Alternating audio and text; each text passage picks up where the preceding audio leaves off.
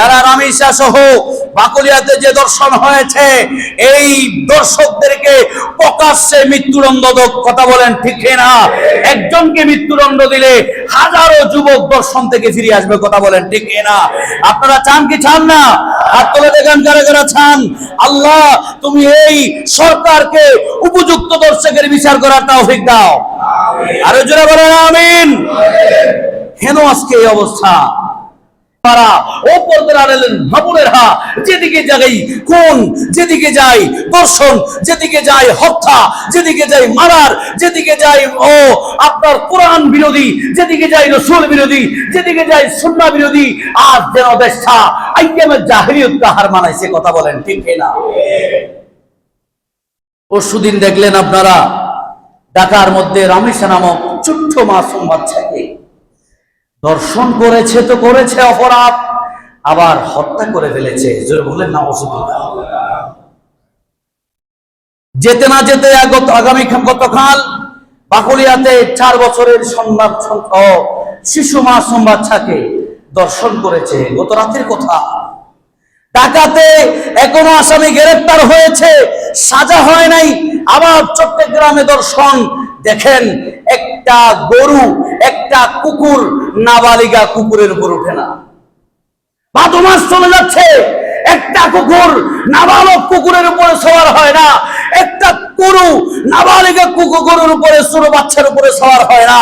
একটা মানুষ হয়ে আপনার নবীর উম্মত দাবি করে, মন্দা দাবি করে একটা মাসুম নিষ্পাপ বাচ্চার উপরে সওয়ার হওয়া, বুঝতে পারেন আইয়ামে জাহিলিয়ত হার মানিয়েছে। কথা বলেন ঠিক না? সরকার মহোদয়ের প্রতি আমরা দৃষ্টি আকর্ষণ করব, আগে দেশের সেবা হচ্ছে মানুষের নিরাপত্তা নিশ্চিত করা। কথা বলেন ঠিক না? আপনার মেয়েটা যদি নিরাপদে স্কুলে যেতে না পারে, আপনার ছেলেটা যদি নিরাপদে বাসায় থাকতে না পারে, আপনি যদি নিরাপদে ব্যবসা করতে না পারেন, আপনি যদি নিরাপদে ঘুমাতে না পারেন, ওই দেশ তো আমরা চাইনি, চাই না। ওই দেশ আমরা চাই আমাদেরকে স্বর্ণের পাতিল দিতে হবে না, বিরিয়ানি খাওয়াইতে হবে না। বাংলাদেশের মানুষ সভ্য, প্রেমিক, নবী প্রেমিক, তারা 4টা ডাল ভাত খেয়ে নিরাপত্তায় বসবাস করতে চায়। কথা বলেন ঠিক না? আল্লাহ তুমি আমাদেরকে হেফাজত করে বলেন আমিন। যারা রামিসা সহ বাকলিয়াতে যে দর্শন হয়েছে, এই দর্শকদেরকে প্রকাশ্যে মৃত্যুদণ্ড দেব। কথা বলেন ঠিক না? একজনকে মৃত্যুদণ্ড দিলে হাজারো যুবক দর্শন থেকে ফিরে আসবে। কথা বলেন ঠিক না? আপনারা চান কি চান না? হাত তুলে দেখান কারা কারা চান।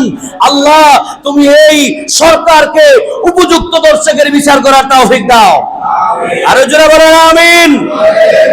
কেন আজকে এই অবস্থা? কেন? আমাদের নসিব খারাপ, নসিব আমাদের খারাপ। আল্লাহ তুমি হেফাজত করে বলেন আমিন। আরো জোরে বলেন আমিন।